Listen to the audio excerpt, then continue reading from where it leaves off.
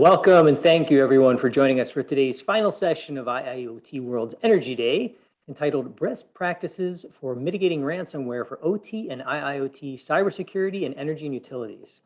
So if you could take a moment to familiarize yourselves with the webinar tool, we have a chat window and we also have a Q&A window located at the bottom. We will be entertaining questions from the audience, so rest assured, please submit those in the Q&A window if you can, not the chat, and we will get to those if not during the session, probably for the last 15 minutes or so. A couple housekeeping items. We do have some upcoming IIoT World events. We have insights and outcomes of low-code platforms and IoT for industrial organizations on August 25th, later this month. We also have IIoT World's ICS Cybersecurity Day on October 6th. So stay tuned for that. And last but not least, we have real-time equipment health insights for data-driven maintenance strategies on October 20th. So our current session will run about 55 minutes. And as I mentioned, we are taking questions, so get those into the chat and the Q&A window. And IIoT World Days would not be made possible without the efforts and contributions of our sponsors. So thank you to Hitachi Vantara, Uniper, Fortinet, HiveMQ, Verve, and Eurotech for making today's events possible. And for those of you who may be joining us for the first time, just a short little snippet on IIoT World. We're a digital media outlet focused on industrial IoT. And we bring the latest industrial Internet of Things, virtual conferences, and content to a global community of over 279,000 decision makers and influencers. So it's my distinct pleasure to introduce Mr. John Livingston. John is the CEO of Verve, and he will be walking us through some of the best practices that utilities and energy players can leverage. He'll be touching on topics around industrial frameworks and foundational security controls, aligning organizational players, and gaining executive buy-in, which we all know can be a challenge at some points in time. So the key thing we'll probably touch on as well is how do you select the right tools for the right job? So without further ado, John, please, the floor is yours. Thanks, Greg. Really appreciate it, and great to be with you all here today. Just by way of introduction, as Greg said, I'm the CEO of Verve Industrial. Prior to joining Verve about 5 or 6 years ago, I was with McKinsey & Company, actually helping large organizations deal with their IIoT and broadly their digital transformations. Quick background on who Verve is and where we come at this topic. So Verve started almost 30 years ago now as a control systems integrator. So working in refineries, power plants, water utilities, et cetera, and helping design the control systems that operate that critical infrastructure. About 15 years ago, we got into the world of OT cybersecurity, in large part due to some of our electric utility clients that were in need of help in that regard. And we bring together the software part, our Verve platform, as well as a range of services to help our clients mature their OT, ICS, IIoT, lots of different terms for it, but their industrial systems. So what are we going to talk about today? So we're going to start a little bit with ransomware in terms of what is it, why is it an increasing risk in industrial operations? Secondly, we're going to talk a little bit about, as Greg mentioned, how do you bring people together to try and solve this problem? What are the best practices that we've seen in bringing IT and OT together into the same room? Not just for budgets and ensuring you have the capital to do these things, but also ensuring that there's alignment around mission and objectives and allowing the teams to talk to one another. And then finally, we're going to talk about an approach that we have found to be successful in helping to ensure that we can mitigate those ransomware threats as they start to move across the IT boundary into the IIoT world. So let's start with the beginning of this. So as we think about industrial Internet of Things types of attacks, we break them down into three broad categories. The first is what we refer to as collateral damage. And what we mean by that is best example of this probably is the Colonial Pipeline example, where ransomware impacted the IT environment, but OT was impacted, not because it was directly targeted, but because of a lack of visibility, a lack of segmentation, et cetera, that led to the need to shut down the OT systems because the IT systems were impacted. The Merck and the Maersk NotPetya examples are similar, where in those cases, the ransomware spread into the OT. It wasn't really a targeted event.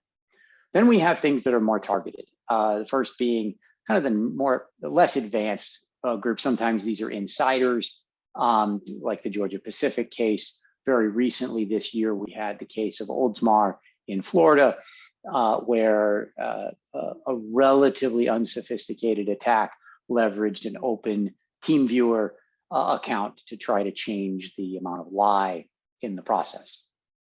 And then finally, we have the more advanced ones, the ones that frankly get a lot of press of the APTs of the world and all of the fancy named threat actors out there. But they are frankly less likely, right? The ability for an advanced attacker to get into these OT systems is harder and to impact them, because many of them have essentially security by obscurity. It's a little harder, but when they do get in, the impact can be much more significant, because you can have things happen like Stuxnet or the Trisis attack that impacted or potentially impacted the refinery in Saudi Arabia. You have significant major life risk events. Anyway, we think about these three because the way you approach protection and detection in these three different types of attacks is different. And we'll talk more about that as we go. The reality is that up until March of this year, cyber incidents affecting the OT or ICS or IIoT environments were a reality, but they were, shall we say, infrequent in terms of, at least in terms of the public ones. I think there are people who would argue there are much more frequent, who just aren't public. But in fact, you could argue that it was certainly there. We had significant events like the NotPetya, the Ukraine power grid attack back in 2015, 2016, the Trisis event in 2017. So there were some big events. They were, you could measure them in years rather than in weeks. Well, in the last 6 months, let's say, we have seen an absolute explosion in the number of industrial targeted, particularly ransomware events. The Molson Coors attack, WestRock was ransomed, Colonial Pipeline, JBS Meats, I could go on. And by the way, these are just the ones that were big and public. There are dozens of others that were public, just not maybe in the brand names of some of the people who were attacked. The reality is that this has been a sea change year within the world of IIoT security. And that has been recognized by governments around the world, particularly the US government, as they've started to drive more regulation into the world of OT security. So why is that? Why are we seeing this? Well, the first is OT is becoming much more risky. Or better phrase, maybe the better way to put this is the risks in OT are becoming more available to the attackers to take advantage of. So just in the last year, when you look from 2019 to the year 2020, we had about a 30% increase in the number of ICS advisories from ICS CERT, about almost a 50% increase in the number of vulnerabilities. CVEs is a short term for vulnerabilities.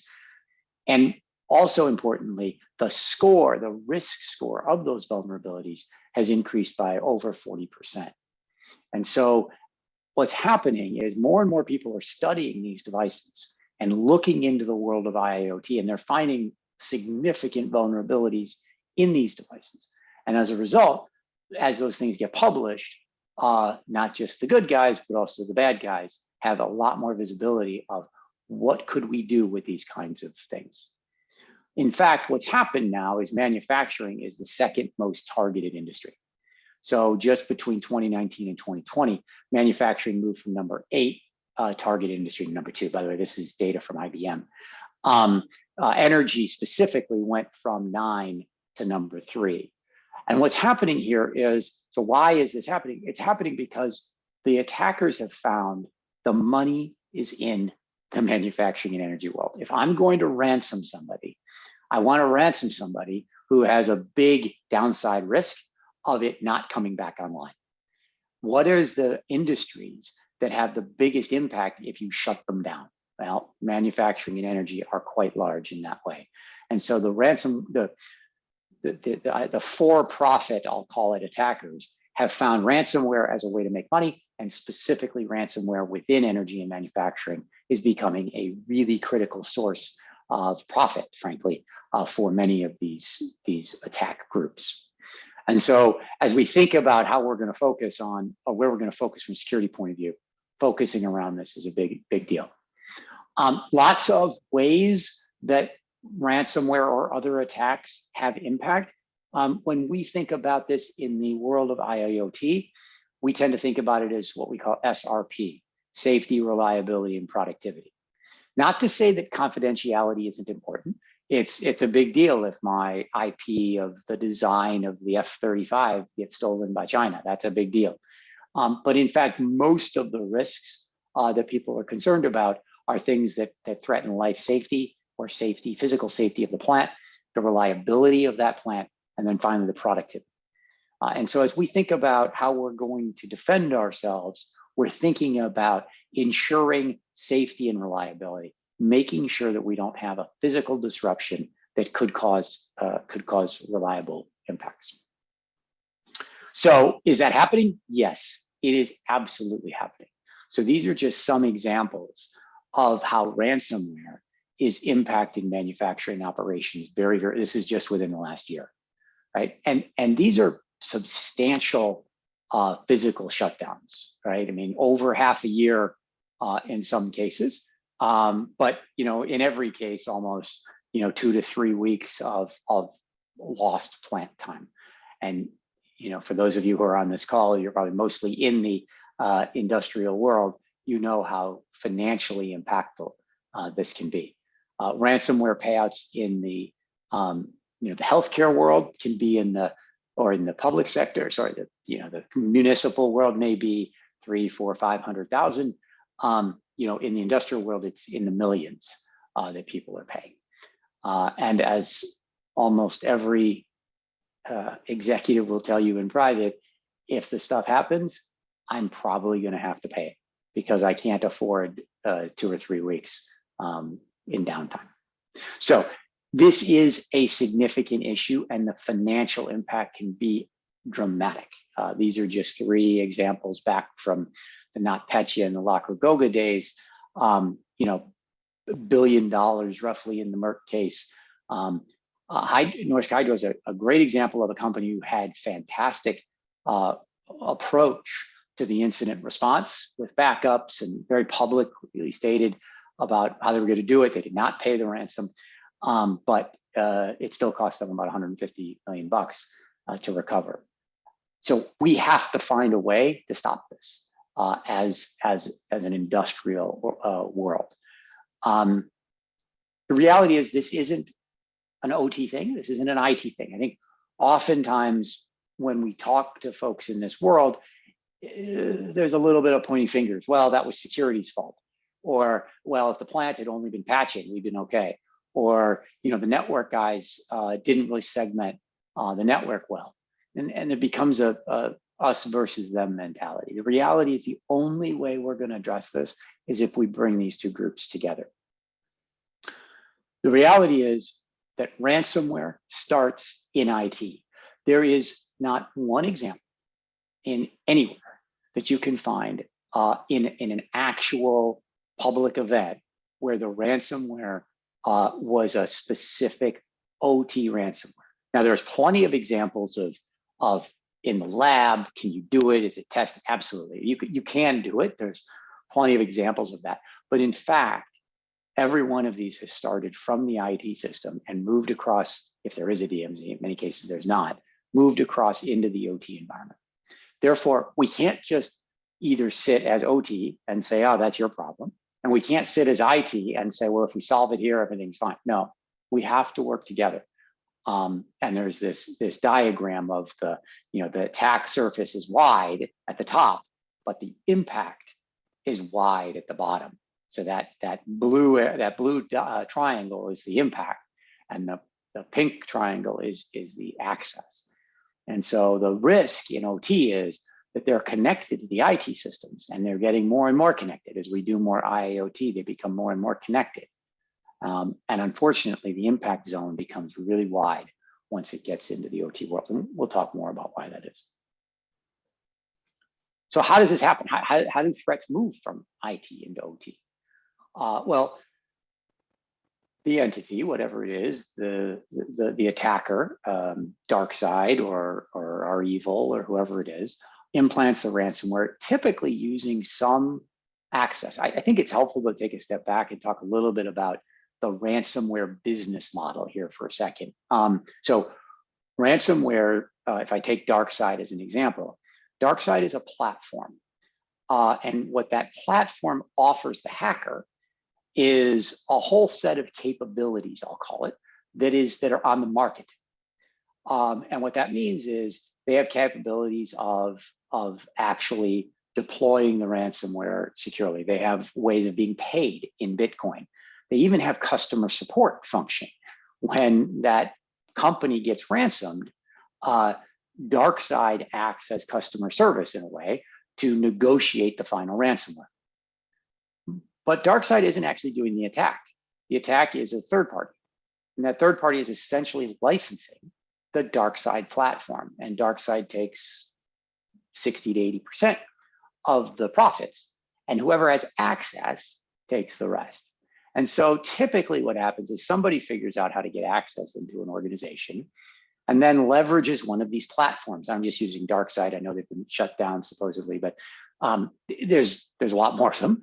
They use these platforms as a way to have a scalable ransomware distribution and frankly, way to get paid. So that then ransomware comes in and exploits the vulnerabilities in the IT and starts to execute further functionality. And then it starts to move laterally.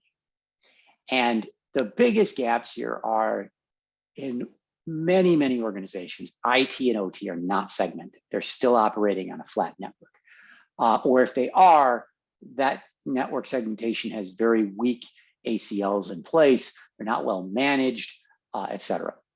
You've got shared accounts potentially between the two systems. You've got dormant accounts on the OT side that nobody's cleaned up, which allows things to move across.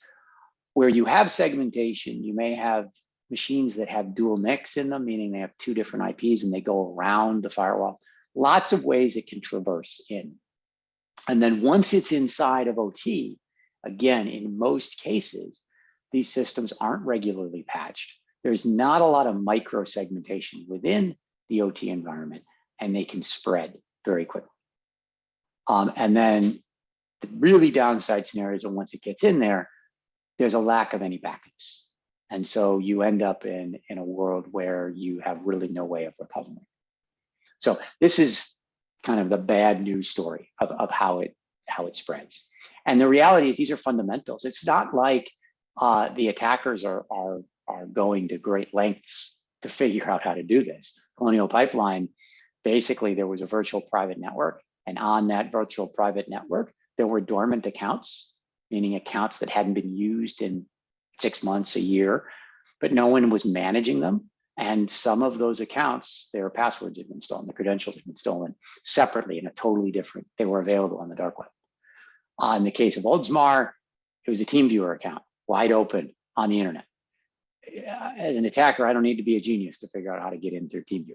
The reality is these are fundamentals. They're not things that that if you were a traditional security person, you couldn't believe that you'd be doing this. But the reality is that these are the gaps that happen within a world of industrial. But as we think about how we're going to stop that, so these are the realities. OT is different. We all know that.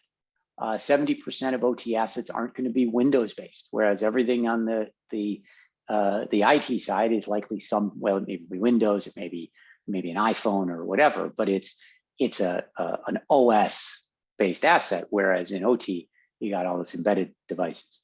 You got old devices, old OT device kernels that are living in there. You've got, the number one challenge in OT security is resources. So 58% of people say we don't have enough resources.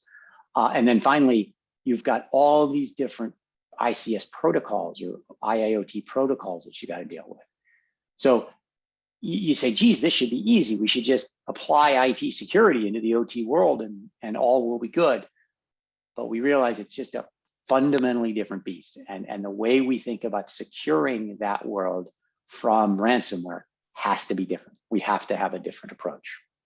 The reality is that when you jump across into that OT world, you begin with a world that is insecure by design or insecure by neglect. One can debate that, whether it's neglect or design, but you always find, we do dozens and dozens of these assessments every year, shared passwords, right? So we get shared passwords between IT and OT or between OT devices. You'll have hundreds of dormant accounts. So perfect example, the vendor comes on to do work during an outage, and then the vendor disappears. But did we shut down all those accounts, or are those accounts still there?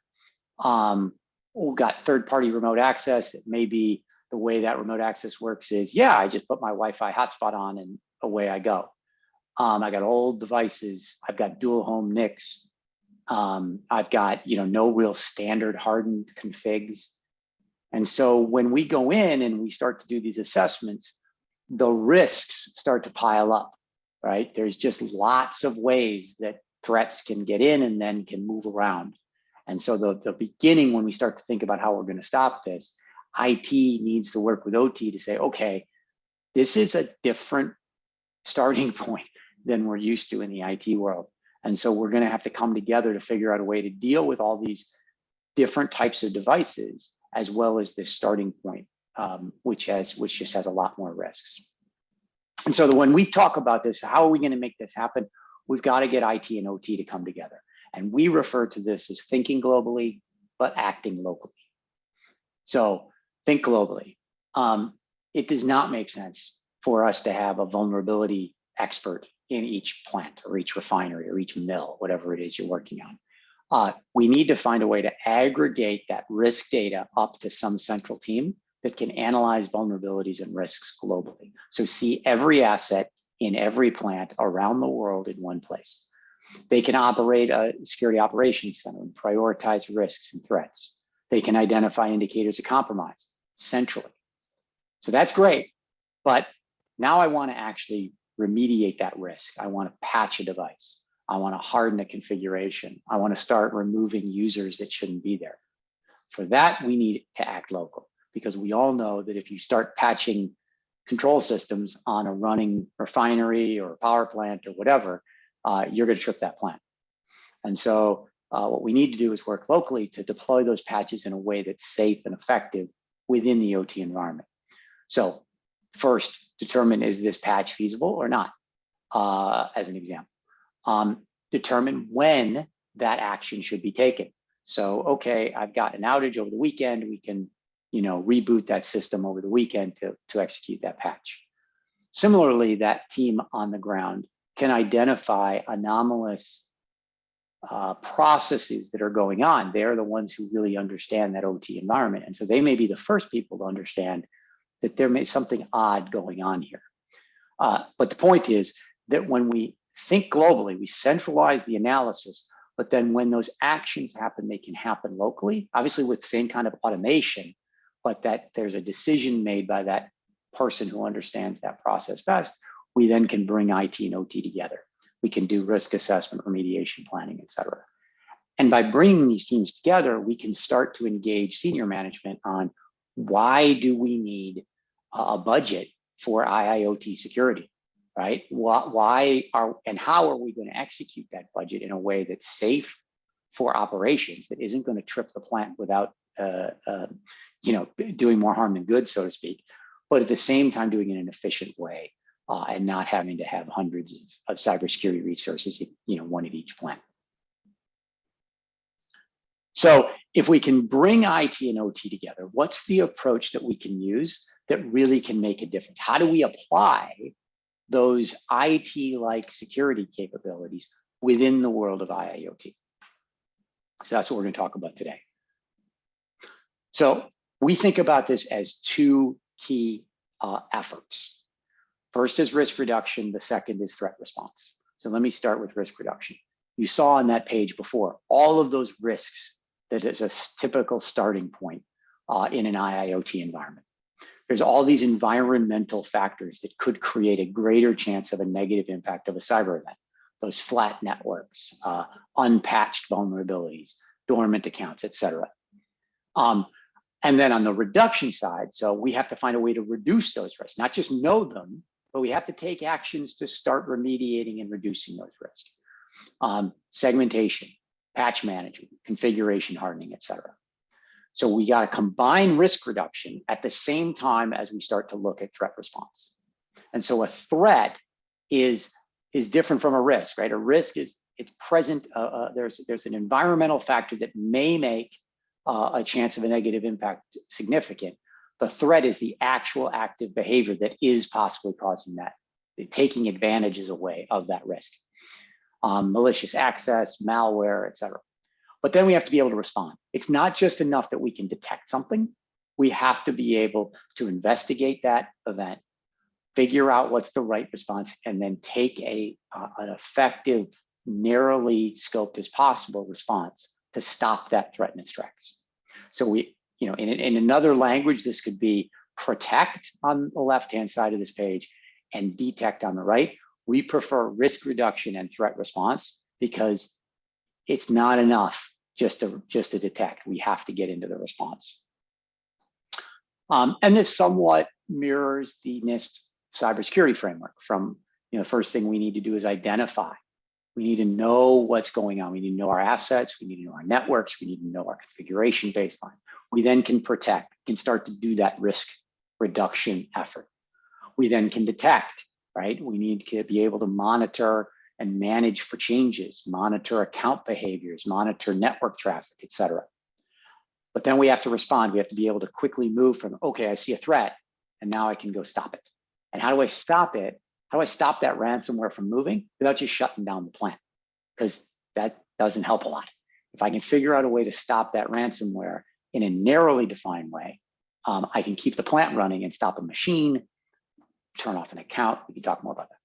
Finally, on the recovery side, if things go really bad, I've got to be able to get back up and running and quickly. And so when we think about this risk reduction and threat response in mitigating the ransomware, how does that work? Well, I'm back to that same chart again, but now we're talking about what can we actually do.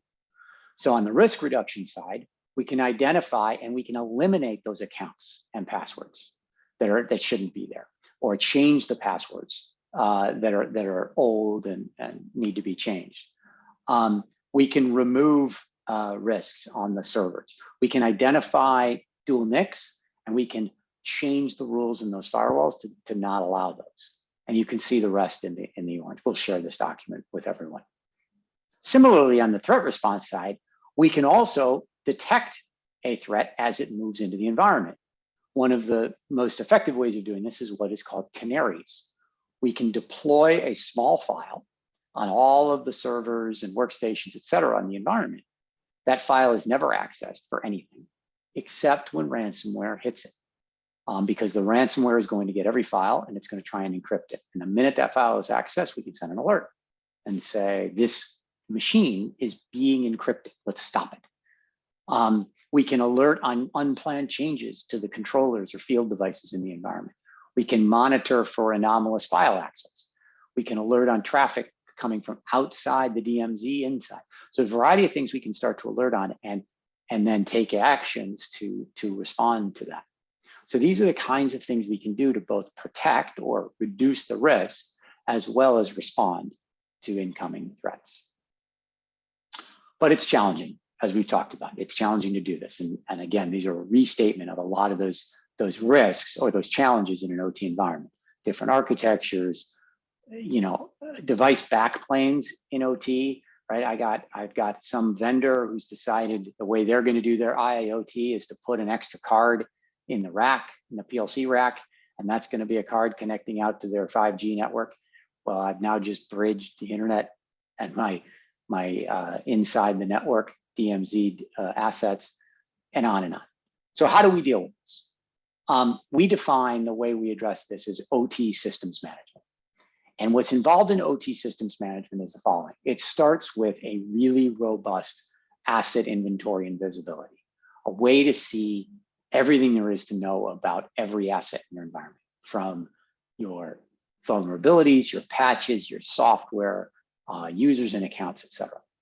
And from that visibility, from that deep view of your assets, you can then start to build what we call systems management. We all know ITSM, essentially OTSM. We can start to manage those vulnerabilities. We can know them. We don't have to scan it with a Qualys or a Tenable, which can possibly trip your devices. We can do it in a safe way when we gather this asset inventory in this way. We can start to patch things, apply patches in an automated way that drives efficiency, but is in that local control of the hands of the plant, as we talked about before. We can start to harden configurations. We can manage those users and accounts, which today are unmanaged. We can start to apply file integrity monitoring and other types of anti-malware approaches that allow us to stop malware in its tracks. Then on the intrusion detection side, we can monitor for user behavior, device performances, process issues, and identify, detect those possible threats. And then finally, because we know everything about the asset and because we can manage it, we can actually take actions on it, I can quickly identify the right response action and take that response. So our view is the way to solve this problem is to bring these pieces together off of that strong foundation of asset inventory. And when we do that, this machine starts to work much more efficiently. Obviously, that OTSM platform has to fit into the broader ITSM, or IT security management. So most enterprises are going to have an enterprise SIM. They may have some GRC tools. They may have a CMDB. They may have corporate backups, et cetera. Whatever we do in OT, that machine has to work with the broader IT machine, back to the point of IT and OT working together. And so there needs to be easy integrations that allow us to bring these pieces together. So fundamental is to create a machine, an integrated system for OTSM that then integrates with the broader IT security management platforms that the entity has. So how specifically do we need to do this? We often hear about passive network monitoring as a way to gather visibility. The reality is that it does not get the level of visibility you really need to do to protect these systems, to do that risk reduction we talked about. It's only going to see devices that are communicating over the wire. The packets that they'll gather is just not going to be deep enough to give you information about what's the real patch status. We need to get that endpoint visibility. We need to get all the way to see all the fish, so to speak, meaning I need to see every piece of software. I can't just see the stuff that's being communicated over the wire, because it may be that piece of software that's deep down in the system that has the vulnerability that's not communicating today, but will be the risk down the road. Similarly, I need to know things like backup stats. Can I recover if something bad happens? So in short, getting that deep visibility. That visibility then starts to highlight your vulnerabilities. And so as we look across the types of risks, this is somewhat typical, right? We'll find hundreds or thousands of vulnerabilities when we do, when we first start to analyze these assets.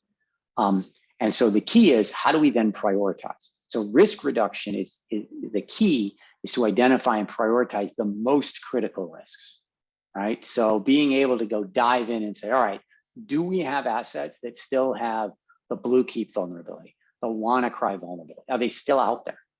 And then diving down, similarly, I got 30,000 vulnerabilities. How many of those are critical? And for instance, how many of those have a compensating control?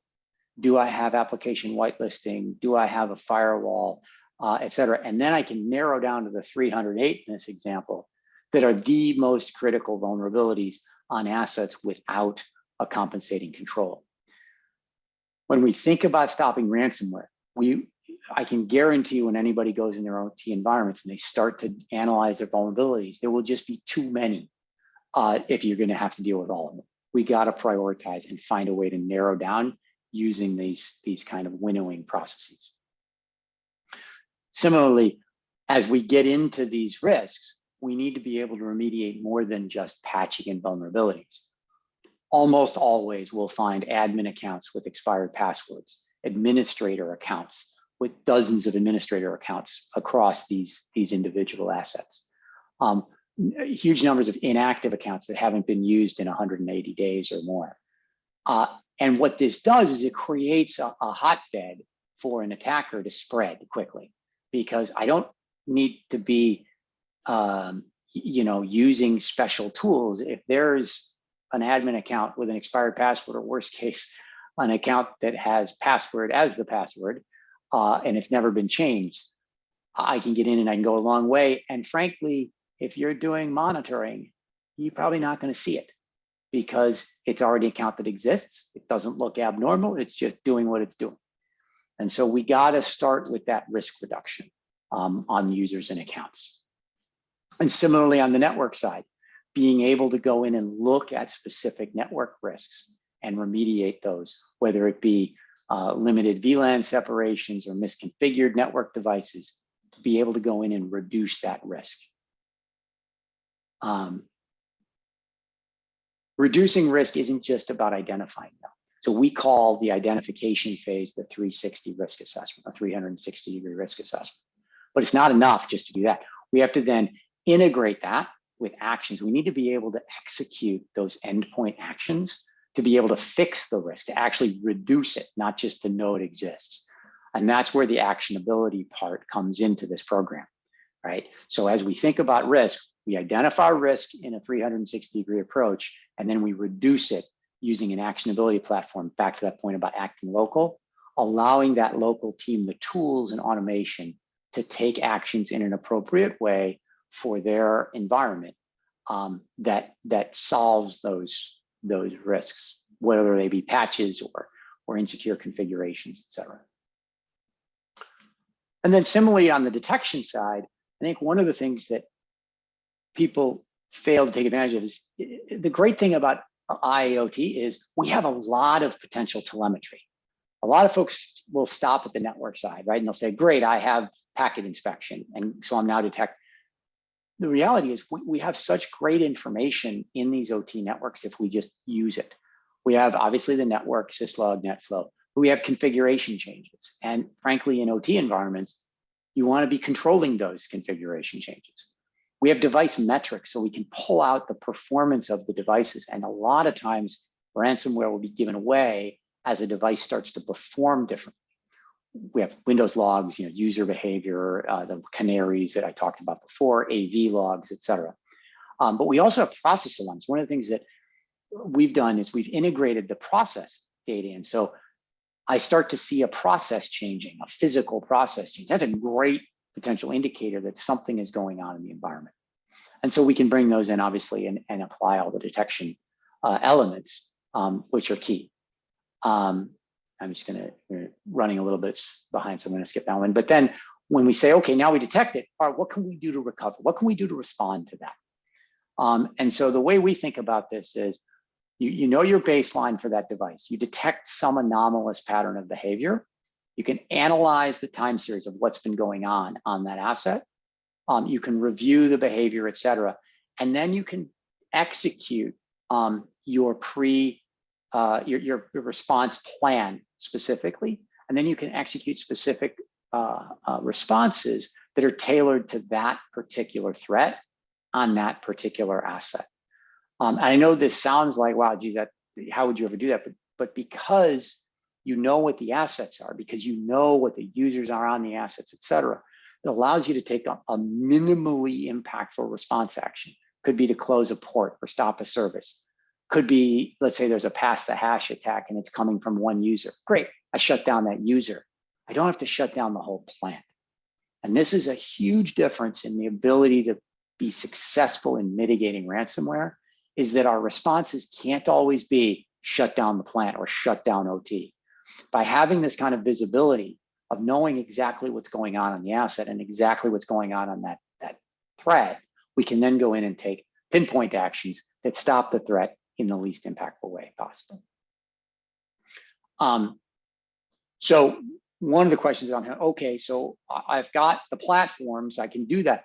What kind of people, how do I get the staff to do this? 58%, as I said, of people say staff is their biggest challenge.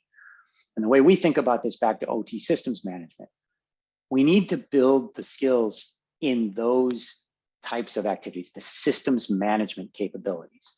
There are over 3/4 of all the cybersecurity jobs, according to the NIST NICE database, CyberSeek database, are in systems management, right? We often get distracted, frankly, by the stuff at the bottom of this page. All the AI and the machine learning, about all important stuff, all we need all that. But that's, frankly, about 15% of the tasks. Most of the security tasks are going to be in things like patch management, configuration management, AV management, identity management. They're in systems management functions. And the great news is we can find those people a lot easier than we can find people on the bottom of this page. And so in the end, what we can do is we can build that, think globally. We can take all that data we've been talking about in that platform and scale that up centrally, be able to have that visibility, a central team to analyze it. But then when we start to take those actions in an automated way, we provide automation to that plant team so that they don't have to have a dozen people to do it, but it's in their control. They know when that plant is offline. They know when that system has a redundancy so I can afford to patch it, or they know that that piece of software that we thought was risky is actually really needed for a particular process that they run. And that overall can save about 70% of the costs of doing this ransomware protection in IIoT. So I'm going to end there. We got about 20 minutes left. Actually, sorry, one more thing. Just what is the summary of this? So it drives a lower labor cost because you can centralize the analysis. It's operationally safe because of that local action approach. You can ensure that it's safe for operations. It gives you that deep visibility you need with better risk management. And then, as I said, it allows you to do a rapid response on a specific least impactful way of responding to any ransomware event. And so we've seen this approach be quite successful in the world of industrial and IIoT specifically. So with that, I'll end. I think there's a few questions. Certainly there's a lot. We've got several. Thank you, John. With some, you covered a lot of material, a lot of insightful comment, and on a personal level, you touched on a lot of different things that I found value in too.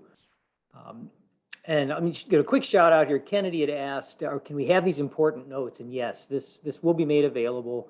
The whole absolutely will be made available afterwards, as well as a rebroadcast of this. You'll still be able to go in and access if you registered today. So not a problem, Kennedy. We'll get you the content you'd like to see. Maybe I'll go backwards first. Dave has a question here, John. And I think this was more towards the latter part of the presentation. He says, what's the cost to train current IT professionals to do these things? And when is it better to hire a third party to engage in that type of activity? So I think, again, if we think about the think global, act local for a second, the great news is that the IT security folks are likely already trained on a lot of the fundamentals. In most organizations, we find the IT security has been going on for 10 years. They've been doing vulnerability management. They've been doing threat detection, et cetera. And so the architecture we recommend is to say, look, let's leverage that. Now, there may be at that central team, there probably needs to be a little bit of OT expertise because the OT threats will be different. The vulnerabilities, the way you approach them may be different. But we're talking about adding a couple of subject matter experts, not retraining the whole IT staff. And then similarly, by pushing the act local the other way, we leverage the OT team for what they're really good at. They know their systems. Right? Now we're going to give them automation so that they don't spend hours, doing WSUS and going machine by machine, changing passwords. But we leverage their knowledge of their system. So our view is this isn't about training IT people in OT. or, oh, now we got to train all of our OT guys in cybersecurity. It's about leveraging each side's capabilities for what they're good at and using technology to bridge that gap and allow that separation to happen. So that's the longer answer maybe about the training on IT staff. I think there was a second part of the question though that I may have forgotten. The second part was, when is it better to hire a third party to do that? Yeah. Short answer is a lot of times. And let me explain why. What we often find is that an organization will try to hire 2 or 3 OT security subject matter experts, let's say, and they'll be that glue that's sitting between the plant and the IT team.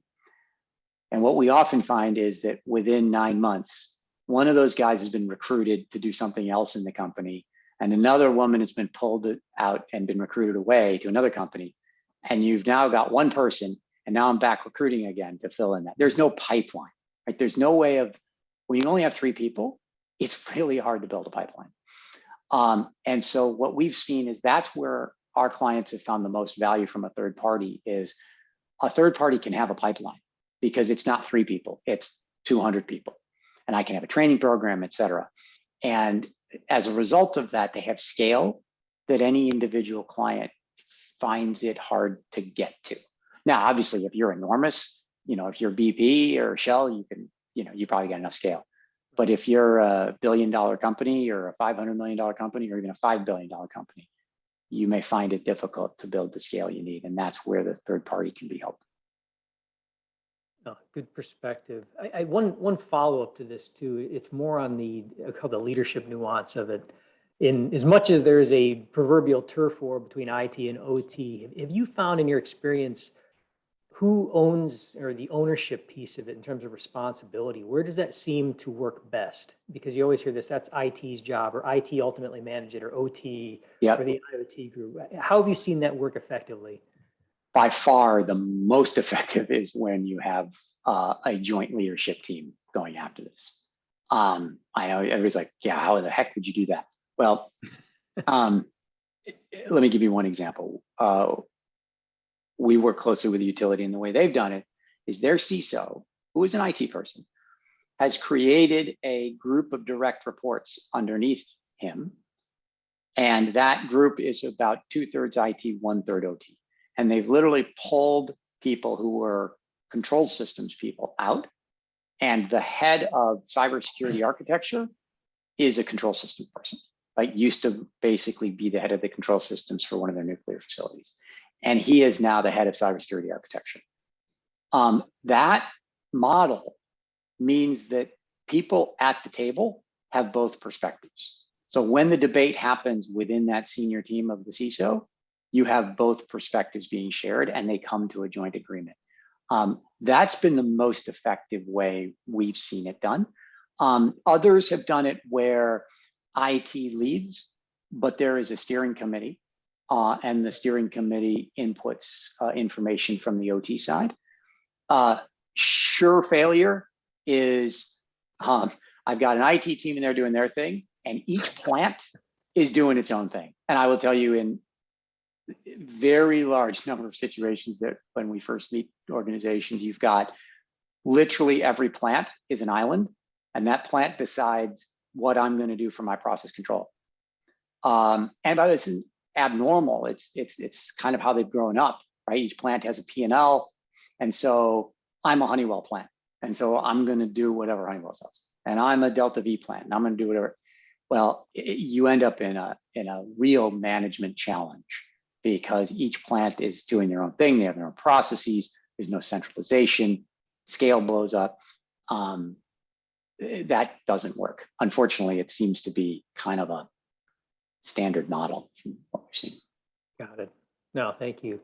An interesting comment and a question tagged on this from James. Let me read this one. So the only tool I know of right now in the world today that is available to potentially stop these actors from getting the information that they're stealing, and with the conversion of public keys into private keys, which allows them to unlock or to lock their information, creating the ransom. So the only real stopper is quantum resilient encryption. So I don't understand how you're preventing ransomware as an organization. Can you explain? Sure, sure. So I think, again, always a little tough in a non-two-way dialogue. I think the question is, if an attacker gets in and accesses a box, can you stop that ransomware from actually happening in medias res, so to speak? And I think the reality is that's very difficult. You can shut down the machine, but I think he's right. I don't know of some way to stop that. What we're talking about is providing protections so that it makes it much harder for that attacker to be able to start that process of encryption. Number one, that's the protection side. And on the threat response side is if it does get through and they are starting to ransomware your environment, you can more quickly stop it in its tracks, meaning not, okay, maybe it's got that box. Maybe I can shut down that box. But what I can possibly do is stop the spread. So pull that box offline. I can potentially stop processes on other devices before it gets there. I think it is very difficult to say, okay, I'm 3/4 of the way through a server being encrypted and somehow I'm going to stop that encryption. Or alternatively, to say, I'm going to put something on that server that means it could never, ever be encrypted.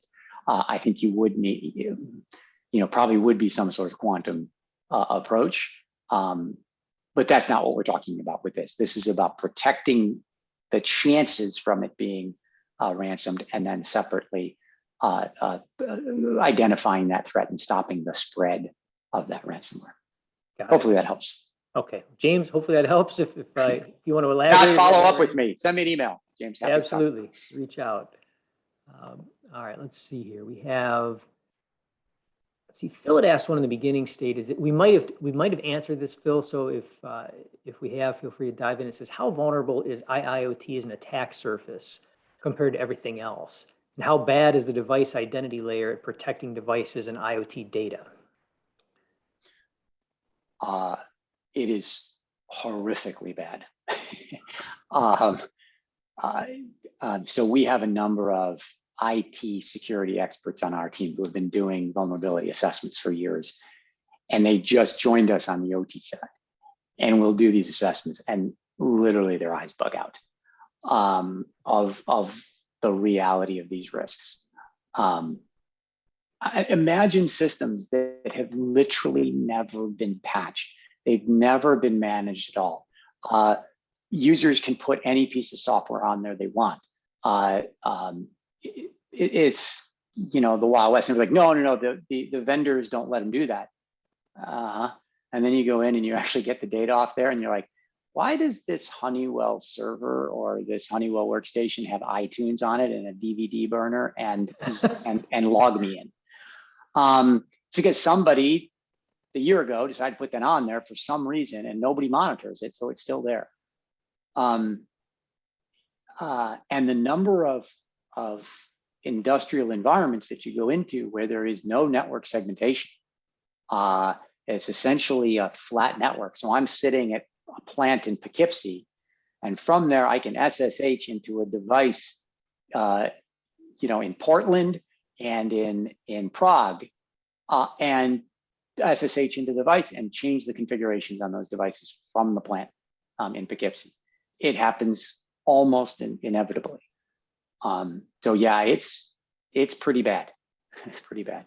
In terms of the data part, because the access is so available, the data is completely available, right? I mean, I can get to the machine, I can get to the data. Good.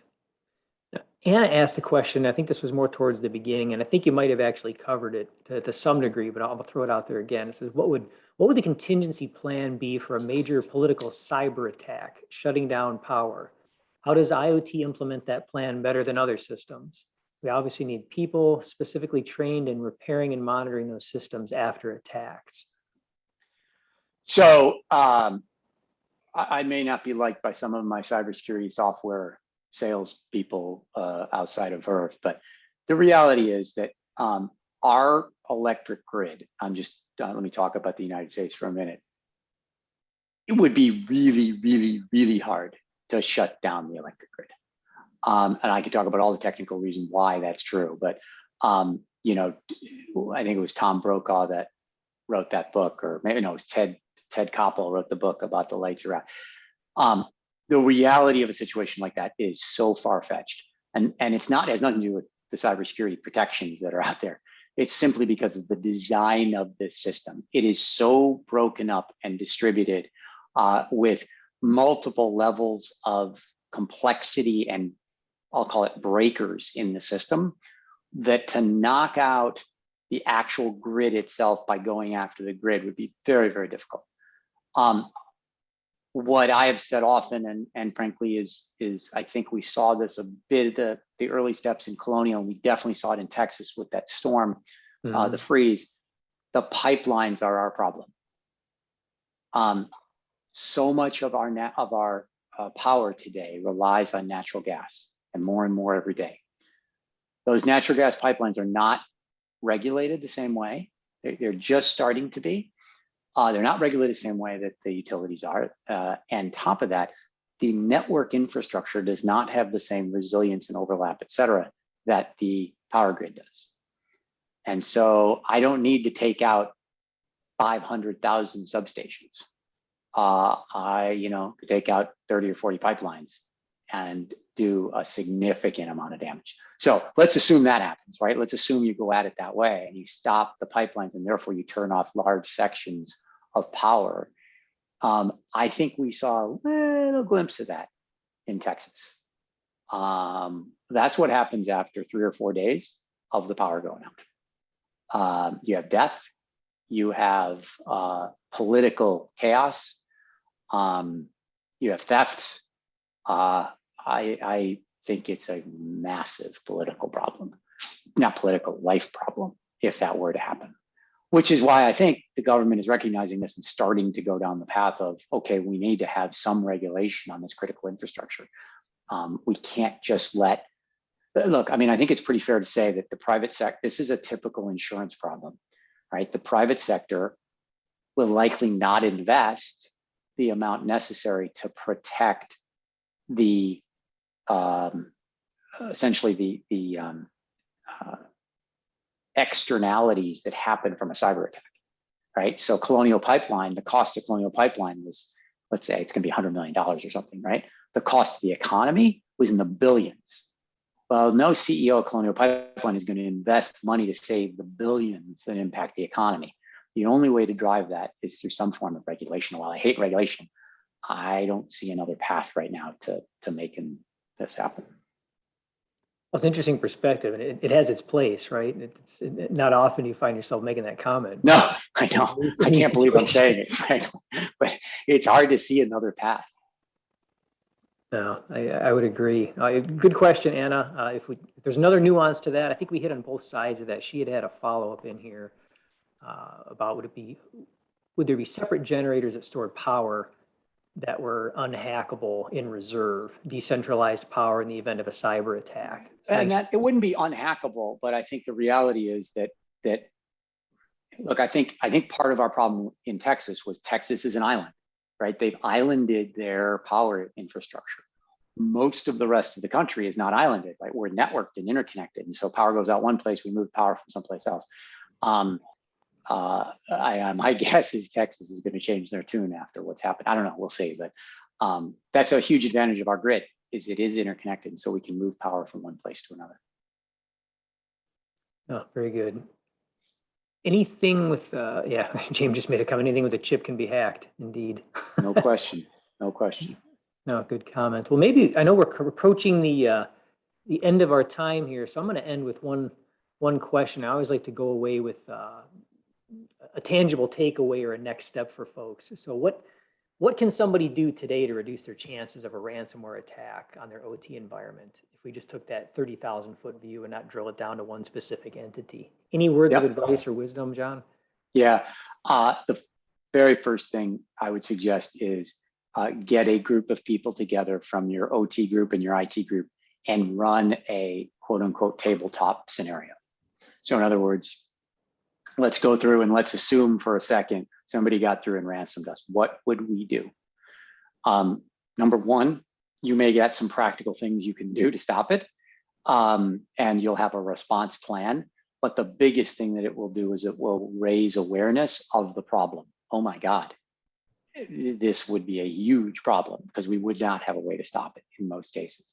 And therefore, as a result, it can drive you to the next step, which would then be things like getting visibility and inventory. But the first thing we would recommend is do that tabletop and get people aware of what I might do if it were to happen, to raise the awareness. Perfect. Well, thank you, John. That was some fantastic insights and knowledge sharing. I think the audience appreciated it as well. Not to speak for them, but I know I did on a personal level. And thank you once again to our sponsors, Hitachi Vantara, Fortinet, Uniper, HiveMQ, Eurotech, and Verve Industrial Protection. Your support ensures that we have all this fantastic, thought-provoking, and insightful content to share with everyone. Thank you for the attendees. Thanks for engaging and putting forth some good questions. A reminder that we will have a recorded version of today's session. If you wish to access the content, I'd recommend purchasing an annual pass to our IIoT World events. This will provide you with access to all of the IIoT Day content, not just what you've heard today. And it's $99.99, so that's a little over $8 a month. So I know most of you spend more than that at Starbucks or McDonald's, so not a huge investment if you're going to go out there to get some great information. So on behalf of our global team here at IIoT World, thank you for joining us for today's session.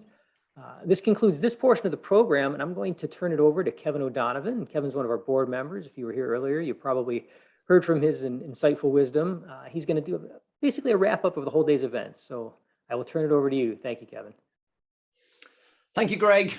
And again, thanks to everyone who's joined us for the past 6 hours. There's been a lot of material over the 6 hours. And, I shared earlier my kind of takeaways from the first half of the day. So in the second half, I suppose the things that stood out for me on the session on AI, obviously there was a debate about what AI means to different people, but it was Ahmed from INREL made the point that given the complexity of our future energy systems, AI in some shape or form will be the brain of our future energy systems. But Graham Nasby made a great comment because he was talking about AI and a lot of the data we're getting. And if you're working in the transmission networks today, all data is timestamped. It has to be, because that's the only way you can figure out what's going on. And he made the point that a lot of the data we're collecting today from distribution grids and other places, it isn't time-stamped very well. And then how can AI do anything with that? So that's an interesting one. I hadn't thought of that. The two of the sessions this afternoon were all around cybersecurity. And it was in the first session, I suppose after lunch, if you like, it was Scott from Grey Matter had some brilliant insights. And he was talking about how, because of the supply chain hacks, how a lot of he knows clients, folks out there, and their way of getting around that is they're not doing any patches anymore. Now that's a good and a bad thing, right? So think about the implications of that. And the other thing I found fascinating was he mentioned that a lot of people now, when they're planning their response and recovery preparedness plans, they're asking, how do I go buy Bitcoin just in case I need it, right? Most procurement companies don't know how to buy Bitcoin. So they're trying to figure it out. Now, again, that's a scary thing. And the last session there from John Livingston on ransomware. How do you summarize that? That's well worth to watch. Excellent overview of how it's not just an IT problem. It's not just an OT problem. It's together, but that's well worth to watch. And then just some of the way they're approaching it and the complexity in the OT world, and where you need the skills from IT to come in and help and whatever. That was fascinating. Scary, but fascinating. So again, they're kind of the quick takeaways from sitting here listening. Again, thanks to everyone who joined. As Greg mentioned, thanks to all the sponsors, to Carolina, Lucian, and all the IIoT World team behind the scenes. Good job, folks. That's Energy Day 2021 wrapped up. All the recordings will be available, but I saw earlier they've already sent out the date for Energy Day 2022. So they're planning ahead. So we'll see you there. Thanks a lot.